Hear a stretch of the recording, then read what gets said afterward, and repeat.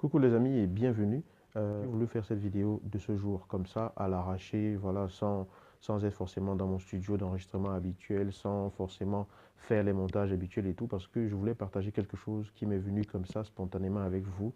Je me suis dit, mais tiens, ça tu ne leur as pas encore dit, tu ne leur as pas en fait exprimé quel était le principal blocage qui empêche les gens d'être eux-mêmes. Est-ce que vous savez la véritable raison qui vous bloque, la véritable chose qui fait que vous êtes embêté, que vous avez peur lorsque vous allez vous adresser à vos proches, la véritable chose qui peut être véritablement un frein qui vous empêche de pouvoir vous exprimer lorsque vous avez quelque chose à dire ou lorsque vous n'êtes pas d'accord par rapport à une situation, mais vous avez peur de ce que les gens vont penser. Alors, quand j'ai pris conscience de cela, ça a été véritablement comme un bandeau qui m'était enlevé des yeux, comme des écailles qui sautaient de mon regard, de ma compréhension des choses, et ça a été une révolution. Alors, la chose qui bloque, la principale chose, le principal frein qui nous bloque lorsque nous sommes dans une situation où nous avons peur de nous adresser à notre proche, à notre famille, et que nous craignons leur désapprobation, c'est l'attente. Vous m'avez très bien entendu, c'est l'attente.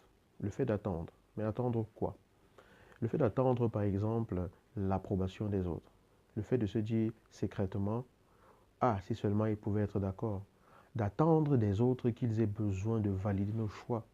Le fait d'attendre des autres qu'ils mettent l'autorisation, le tampon pour dire oui, ok, vas-y, on est d'accord avec toi.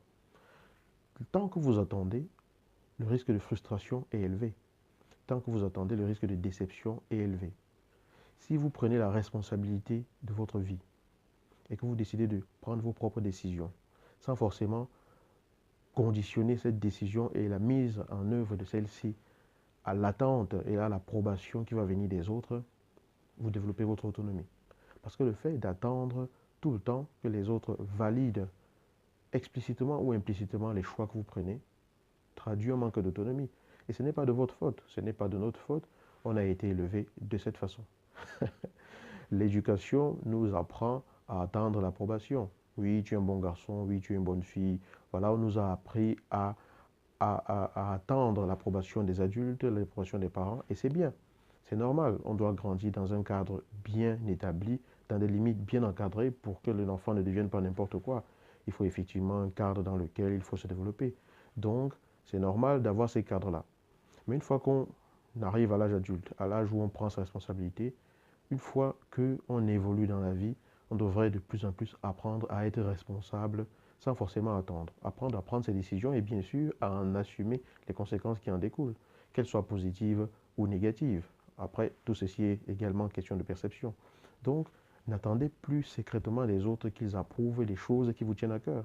Il n'y a que vous qui savez vraiment ce qui vous tient à cœur. Il n'y a que vous qui savez vraiment ce dont votre âme a soif, ce dont votre être profond a soif, ce à quoi vous aspirez véritablement, ce que vous voulez accomplir dans votre vie.